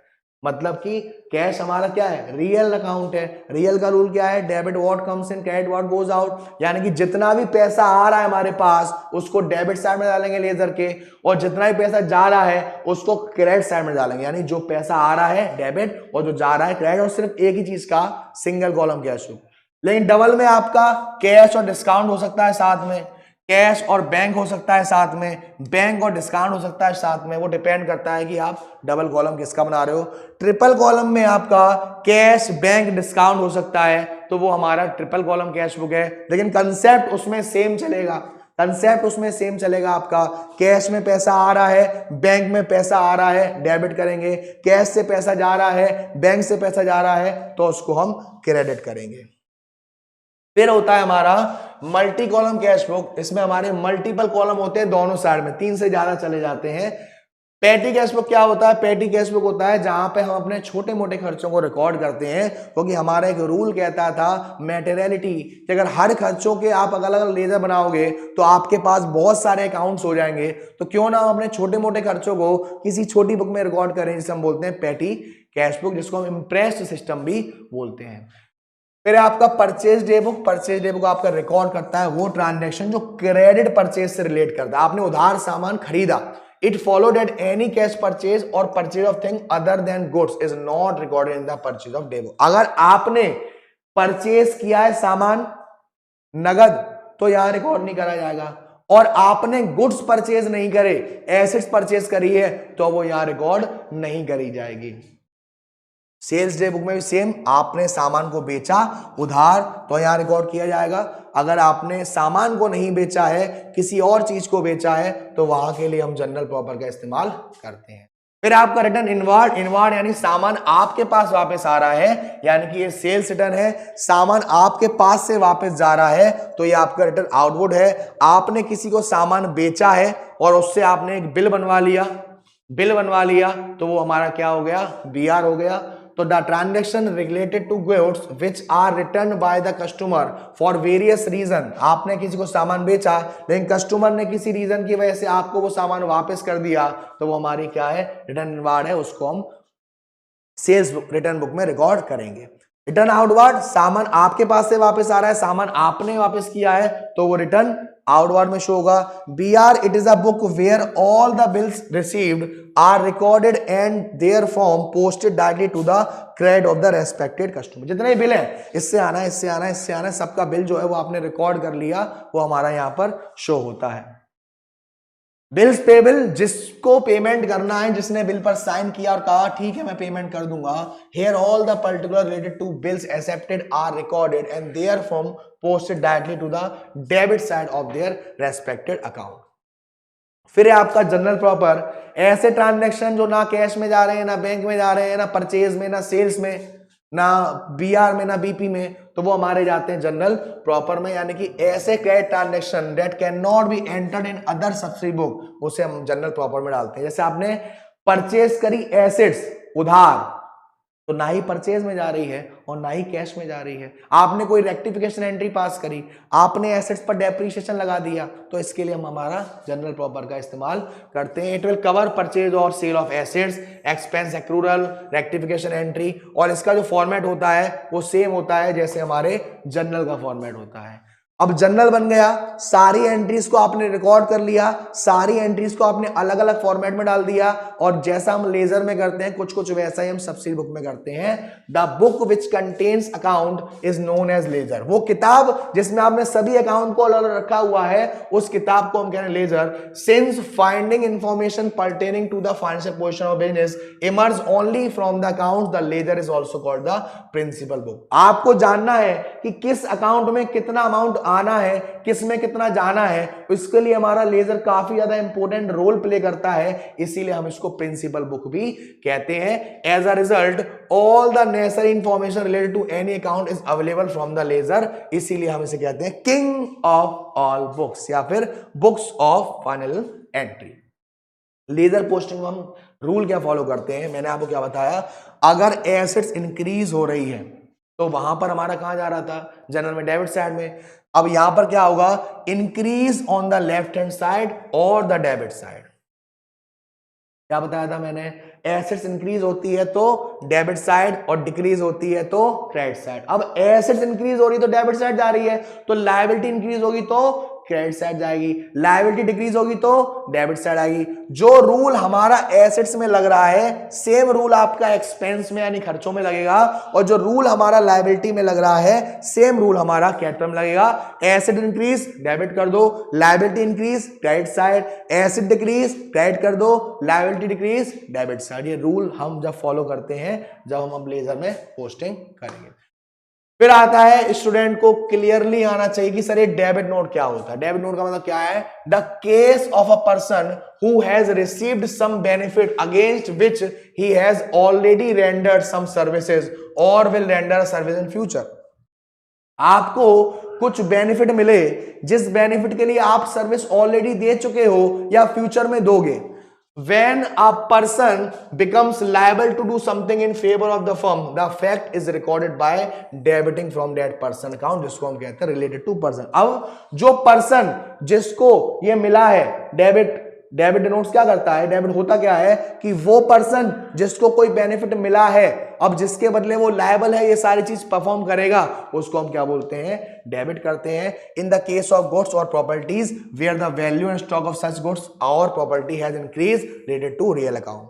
अगर वो हमारा पर्सनल अकाउंट में ऐसा रूल लगता है जिस पर्सन को बेनिफिट मिल रहा है डेबिट और जो दे रहा है वो क्रेडिट। रियल में क्या होता है, एसेट इंक्रीज होगी डेबिट, एसेट डिक्रीज होगी क्रेडिट, और नॉमिनल में क्या होता है, एक्सपेंसेस इंक्रीज होगी तो डेबिट और एक्सपेंसेस डिक्रीज होगी तो हमारा क्रेडिट हो जाएगा। मतलब debit all expense and losses और credit all income and gains. Same अब इसमें उल्टा हो जाएगा, सेम इसमें उल्टा हो जाएगा। वो पर्सन जिसको in case of a person where some benefit has been received from him entitle him to claim from the firm a return benefit to the firm। आप किसी पर्सन को बेनिफिट दे रहे हो, वो सामने वाला बेनिफिट ले रहा है, वो क्या होगा, डेबिट होगा। आपने उसको बेनिफिट दिए, अब उसकी भी जिम्मेदारी के बदले में आपको भी कुछ देगा, आप क्या होगा, क्रेडिट होगी। आप कौन हो, गिवर हो पर्सनल के हिसाब से। वही रूल के हिसाब से जो चीज आपके पास से जा रही है, जो एसेट्स आपके पास से जा रही है, आपकी एसेट्स की वैल्यू कम हो रही है, उसको हम क्या करेंगे, डेबिट करेंगे। तो आपको ये याद रखना है कि डेबिट क्या आएगा, क्रेडिट क्या आएगा। चाहो तो आप पर्सनल रियल नॉमिनल के रूल से कर लो, चाहो तो आप एसेट्स इंक्रीज हो या लायबिलिटी इंक्रीज हो उससे कर लो। फॉर एग्जांपल अगर कोई पर्सनल अकाउंट को बेनिफिट मिल रहा है, वो किसी चीज को रिसीव कर रहा है तो उसको डेबिट करेंगे, और कोई पर्सन बेनिफिट दे रहा है तो उसको क्रेडिट करेंगे, debit the receiver credit the giver. वहीं पर अगर एसेट्स बढ़ रही है, इंक्रीज हो रही है तो डेबिट करेंगे, एसेट डिक्रीज हो रही है तो क्रेडिट करेंगे, लायबिलिटी इंक्रीज हो रही है तो क्रेडिट करेंगे, लायबिलिटी डिक्रीज हो रही है तो डेबिट करेंगे। तो ये आपको ध्यान देना है, आपको रूल्स बहुत अच्छे से बेटा। उसके बाद posting to ledger account from subsidy book. आपने जो कैश बुक बनाई, परचेज बुक बनाई, उन लेजर अकाउंट को पोस्ट करना है।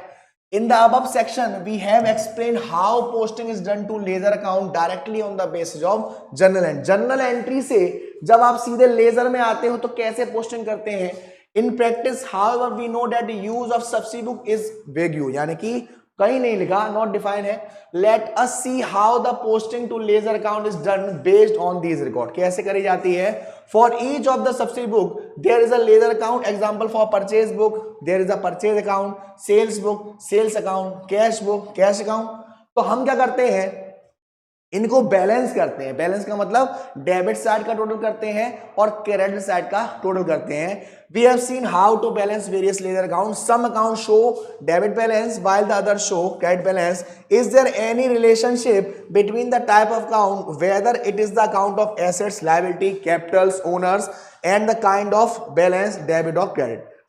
यानी कि जिसका आपको मालूम है कि इसका डेबिट बैलेंस ही होगा, क्रेडिट बैलेंस ही होगा, तो वहां पे बस आपको टोटल करने की नीड है। और जहां पर आपको लगता है डाउट होता है तो आपको सबसे पहले डेबिट का बैलेंस करना है और क्रेडिट का बैलेंस करना है और फिर देखना है कहां पर बैलेंस कम है और वहीं पर आपको बैलेंस कर देना है।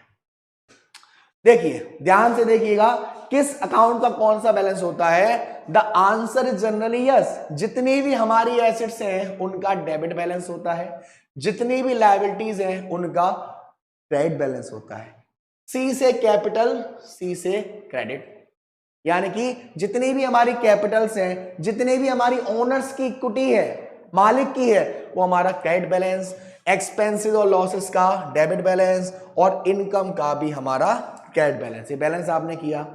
अब क्लोजिंग बैलेंस और ओपनिंग बैलेंस, द डेबिट और credit balance of an account that we get at the end of the accounting year, उसे हम कहते हैं क्लोजिंग बैलेंस। किसी भी अकाउंट का साल के लास्ट में जब हमें डेबिट बैलेंस मिल रहा है या क्रेडिट बैलेंस मिल रहा है, वो बैलेंस उसका क्लोजिंग बैलेंस कहलाता है। The balance of the nominal account is closed by the transferring to trading account. Nominal account यानी कि जो भी खर्चों के अकाउंट होते हैं उनको हम सीधा ट्रेडिंग अकाउंट में पोस्ट करते हैं या प्रॉफिट एंड लॉस में पोस्ट करते हैं, जिससे हमें नेट प्रॉफिट या ग्रॉस प्रॉफिट मालूम पड़ता है। अब देखिए यहां पर आपको कुछ टर्म्स हैं जो यूज करे जाते हैं, जैसे CD carried down, CO carried over, CF carried forward, brought down, brought over, brought forward, जो आपको शॉर्ट फॉर्म में याद रखना है। सब डिवीजन ऑफ लेजर, यानी कि जब जो हमारा लेजर होता है उसके दो पार्ट कर देते हैं, पर्सनल और इम्पर्सनल। पर्सनल में पर्सनल अकाउंट के सारे आते हैं, इम्पर्सनल में रियल और नॉमिनल अकाउंट के सारे लेजर्स आते हैं। देखिए अब आता है आपका ट्रायल बैलेंस। आपने जर्नल एंट्री के कंसेप्ट देखे, आपने लेजर के कंसेप्ट देखे, उसमें आपको डिटेल में नहीं जाना लेकिन बेसिक पर रहना है, क्योंकि आपके क्वेश्चन में बहुत ही रेयर हो कि जर्नल एंट्री आ जाए। अगर जर्नल एंट्री आ गई तो आपको मौजा ही मौजा। तो ट्रायल बैलेंस का मतलब क्या है? जो आपको बताएगा कि आपने जो लेजर बनाए हैं, आपने जो जर्नल एंट्रीज करी हैं, वो सही है या नहीं है। अगर आपका ट्रायल बैलेंस दोनों साइड का मैच कर जाता है और आप करोगे यस मजा आ गया, तो trial balance may be defined as a statement or a list of all ledger account balance taken from various ledger books or a particular date to check arithmetical accuracy।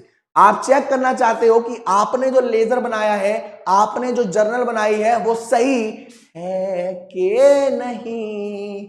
तो it is list of debit and credit balance which are extracted from various ledger account. Ledger account से debit balance निकाला है या credit balance निकाला है, उसको आपने trial balance में डाला है। जिसका डेबिट बैलेंस था उसको डेबिट में और जिसका क्रेडिट बैलेंस था उसको क्रेडिट में।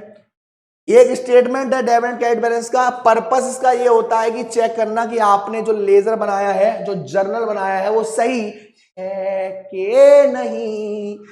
इसमें does not prove arithmetical which can be determined by audit. भाई ऑडिट होती है, जो CA होते हैं, जो आर्टिकलशिप्स होते हैं, वो लोग करते हैं चेक कि आपने जो भी चीजें करी हैं वो सही करी हैं या नहीं करी हैं विद प्रूफ।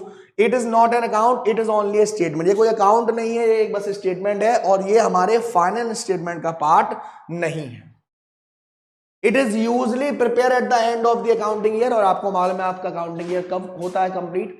1 अप्रैल शुरू होता है, 31 मार्च खत्म होता है। और एक लिंक होता है बुक्स ऑफ अकाउंट के, प्रॉफिट एंड लॉस के और बैलेंस शीट के। तो बच्चा लोग यहां पर आपका ये जो पहला चैप्टर है वो खत्म होता है। अब कुछ बच्चों के लिए कुछ MCQs की बात करूं और कुछ बच्चों के लिए बड़े बड़े क्वेश्चंस की बात करूं। तो पहली बात तो इस चैप्टर में बहुत ही बेसिक क्वेश्चन आपको देखने को मिलेगा। अगर मिलेगा तो ज्यादा से ज्यादा 1 या 2 क्वेश्चन देखने को मिलेंगे। फॉर एग्जाम्पल जैसे कि मैं बात करूं, आपको बेसिक ट्रांजेक्शन्स के टर्म्स पूछे जा सकते हैं, जर्नल और आपका ये जो सब्सिडी बुक्स है उसमें पूछा जा सकता है, बुक कीपिंग और अकाउंटिंग पूछी जा सकती है, ट्रायल बैलेंस के रूल्स पूछे जा सकते हैं, ऑब्जेक्टिव्स और फंक्शंस पूछे जा सकते हैं।